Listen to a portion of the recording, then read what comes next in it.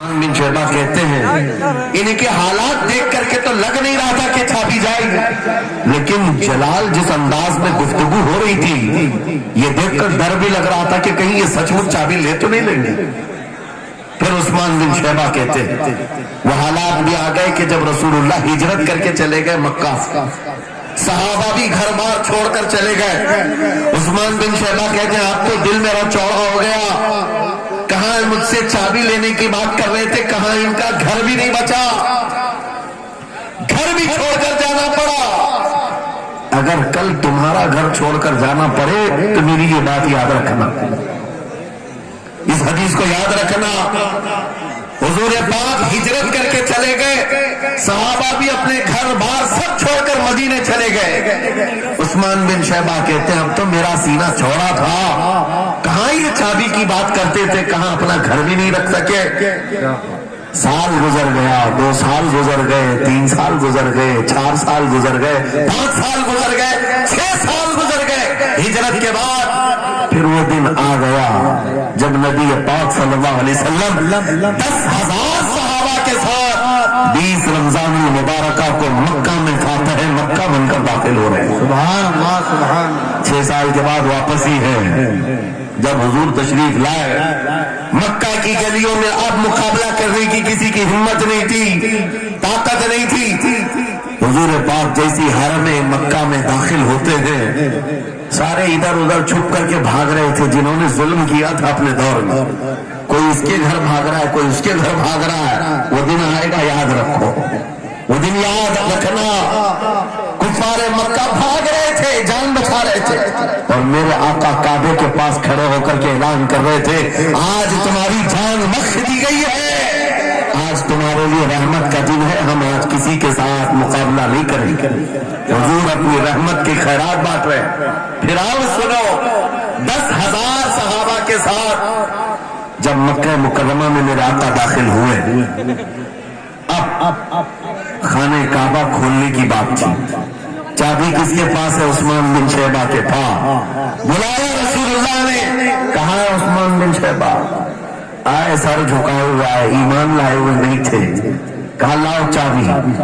چابی دے دیا حضور کے ہاتھ میں، کہا ہے عثمان کیا میں نے یہ بات نہیں کہی تھی ایک دن یہ چابی میرے ہاتھ میں آئے گی؟ وہ سر نہیں اٹھا سکے، سر جھکائے کھڑے رہے۔ میرے آقا نے اپنے ہاتھوں سے چابی کھولا، خانہ کعبہ کا دروازہ کھولا، اور وہاں سے سارے شرک و کفر کی آلائشوں کو پاک کیا۔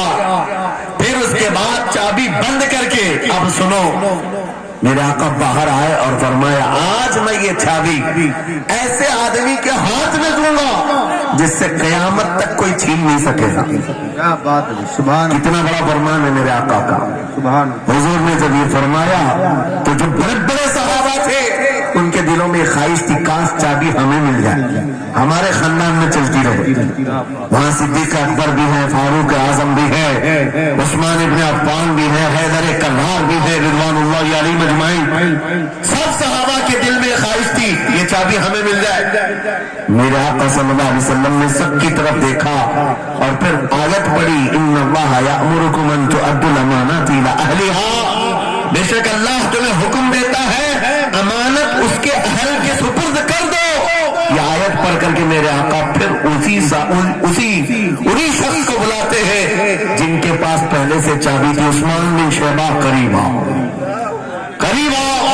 وہ کہتے ہیں میری تو حالت غیر تھی، آج تو میں مجرم بن کر کے آیا تھا، قیدی بن کر کے آیا تھا، مجھے تو آج مارا جانا تھا، ایمان لائے ہوئے نہیں تھے۔ حضور نے کہا یہ چابی واپس میں تم کو ہی دیتا ہوں اور صبح قیامت تک ہی تمہارے خاندان میں رہے گی۔ سبحان اللہ۔ اتنا کہنا تھا، عثمان بن شعبہ نے پکار کر کہا لا الہ الا اللہ محمد رسول اللہ۔ کیا بات ہے، سبحان۔ میرے عزیزو آج بھی جا کر دیکھ لینا، 10 بادشاہ آئے ہوں گے، سینکڑوں حکومتیں بدل گئی ہوں گی، خانہ کعبہ کی چابی آج بھی عثمان بن شعبہ کے خاندان میں ہی موجود ہے۔ تو صحابی رسول، میں یہ حدیث اس لیے آپ کے سامنے عرض کیا تم اس رسول کے امتی ہو، اس رسول کے امتی ہو جنہیں ایک بار للکار کر کے چیلنج کر دیا گیا تھا کہ کعبہ کی چابی نہیں دیں گے، میرے آقا صلی اللہ علیہ وسلم نے اپنے جلال و جمال کے سنگم کے ساتھ اعلان فرمایا تھا